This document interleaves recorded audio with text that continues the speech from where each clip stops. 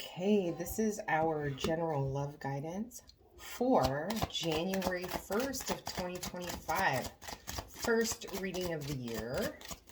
Let's see what wants to come out for love. It says keep an open mind. And the saying is your soulmate may differ from your usual type and expectations. Okay, and we'll get a couple more cards out. I hope that the first day of your new year is pleasantly happy and joyful, and that you got to do everything you wanted to. I did have Divine Feminine flip over in my hand, so I'm going to go ahead and take that one. And then you've got sorrow and grief. And then you've got apology. So what I'm feeling from this is it could be the Divine Feminine that is feeling really bad and wanting to apologize. And for some reason with this, the keep an open mind is I'm feeling like whoever's receiving the apology, it's like there's a sense of I've been really hurt and I don't really want to hear what you have to say. But I think this card is telling you to listen, to be receptive, to be open, and to approach this in a loving way. So I don't know if it's the Divine Feminine that's apologizing or that's receiving the apology. I'm not sure which one it is. So let's get some tarot out and see what the storyline is here. We do have the Queen of Pentacles coming out. So that's that Divine Feminine energy right there. But grounded, Divine Feminine energy, but grounded energy. You've got the Nine of Pentacles on the bottom of the deck, so there is a sense of like a independent energy. We have the Seven of Cups, which can be about having a lot of options. And then we've got the Queen of Pentacles, the Nine of Wands, and then as the outcome, we've got the Empress and the Page of Wands. We'll set all those up and then I'll also clarify. So what I'm feeling from all these cards together is with the Seven of Cups here and the way this Queen of Pentacles is facing the Seven of Cups and how the Nine of Wands is kind of behind her facing that way. This is a wounded energy. This is someone who may have gone back to a situation multiple times and has been hurt over and over again. So she has this kind of, and I say she loosely, this feminine energy. She has this kind of tough exterior. Like, I can handle anything. Like, I'm not going to let what's going on internally with me, I'm not going to let that show on the outside when I'm being discerning about my decisions. When I'm making decisions, I am not going to it's like a poker face. I'm not going to let anyone see my weakness. I'm not going to let anyone see how bad I've been hurt. So let's see what the Seven of Cups is. Okay, that came out really quick. We've got the Six of Cups. So with the Six of Cups, that can be like someone who is reminiscing. Yeah, so there is a strong sense of this strong feminine energy with this poker face that is kind of reviewing past relationships, things that have hurt her. It's almost like I keep getting the word catalog. She's like cataloging. She's assessing. She's trying to understand what she's gone through and why she's gone through it. And then you have this apology coming in, and it's almost like she's kind of evaluating everything she's been through and all the pain and the hurt in the past in order to decide whether she should open up and listen to what this person has to say. This could be, I mean, with the Six of Cups, it can be someone from the past that's coming in with this, which would make sense with an apology. But I'm getting a very strong sense of like past life energy from that card right now. This is someone that she's felt a very strong commitment pulled towards. And then you've got the Queen of Pentacles being clarified here by the Four of Cups. So with the Four of Cups here, it's almost like she's having a hard time not, when she's reminiscing on what she's been through, she's having a hard time not focusing on the disappointments from the past.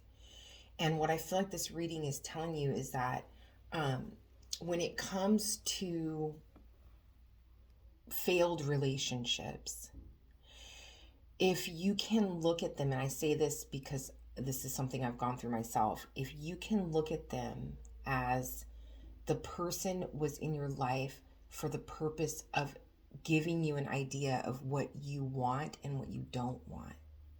So if you were in a partnership and the person was really good about like bringing you flowers or cooking you dinner or surprising you with dates, but when you were home alone, they sat on their phone all the time and they didn't talk to you.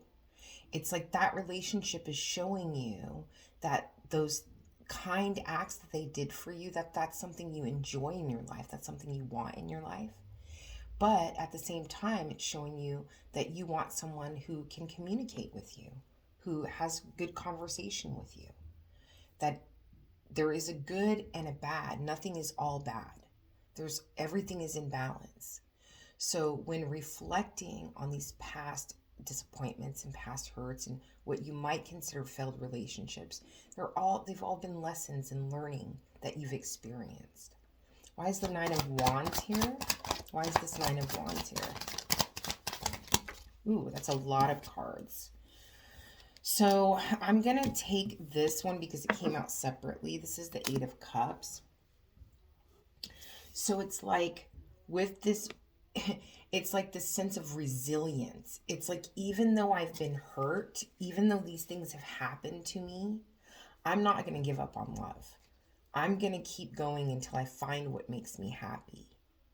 I'm not going to let this deter me from what I deserve. And there is a sense of moving towards, so you have this Eight of Cups, this wounded person seeking that ninth cup. It's like, I feel like this is someone who the other parts of their life are going well. They've grown a lot. They're content in those areas of life. But that one cup is the elusive cup. And the sentence, and it always has been. Whoever I'm speaking to, this is someone who has never found that complete connection. And then moving in, looking for the ninth cup, moving in the direction of the Empress and the Page of Wands. These two cards together tell me that you're moving in the direction of this very powerful possibility. The energy is available there for you to create something beautiful in your life. And then at the bottom of the deck, the two other cards that came out was the Magician and the King of Swords. So it's like someone who is manifesting, someone who is putting their energy, their thoughts, their heart into wanting to move forward with their truth, with what really is truthful and authentic for them. And that's beautiful because I see this Empress with all these flowers around her growing. So it's like nothing's going to stop you from creating the life that you want. You're determined. You're determined to overcome. Oh, okay. So then we have, let's put that back. Out there. If I can get it to stay up there. And then, so we have the Princess of Wands. And I knew, I was like, my question in my mind was like, so what does this apology, this person over here, have to do with the rest of the reading? Because this is about whoever I'm talking to. This is your journey. But there's this person that is wanting, that is sorrowful, that wants to come in and apologize. And there's some advice here saying, keep an open mind. Listen, it may not be for the end result of getting back together. It might just be because there's something that is eye-opening, a realization that you will have out of this conversation. And so when I asked the question in my mind and the cards came out, what does this up here have to do with this? Is something to do with someone who is very passionate about speaking to you about a new beginning and them wanting you to take a leap of faith. They want you to give them another chance. Now, the decision is up to you. The Princess of Swords is on the bottom of the deck, so that tells me whatever this person has to say in this conversation, they're coming with their truth. They're speaking to you in a truthful way. And the Queen of Swords and the Four of Swords are right under. This is all mental energy here. So this is all about someone coming with their truth, speaking to you about what they found out through the healing process. This is the realization that they've had, and they want to share it with you. Now, what you do with that is your decision. I can get some advice. We do have the Nine of Pentacles on the bottom of the deck. So that is telling me that you're going into this conversation with the mindset of wanting to be single, not wanting to get into anything anytime soon. But what's the advice here for the listener? What's the advice here for the listener?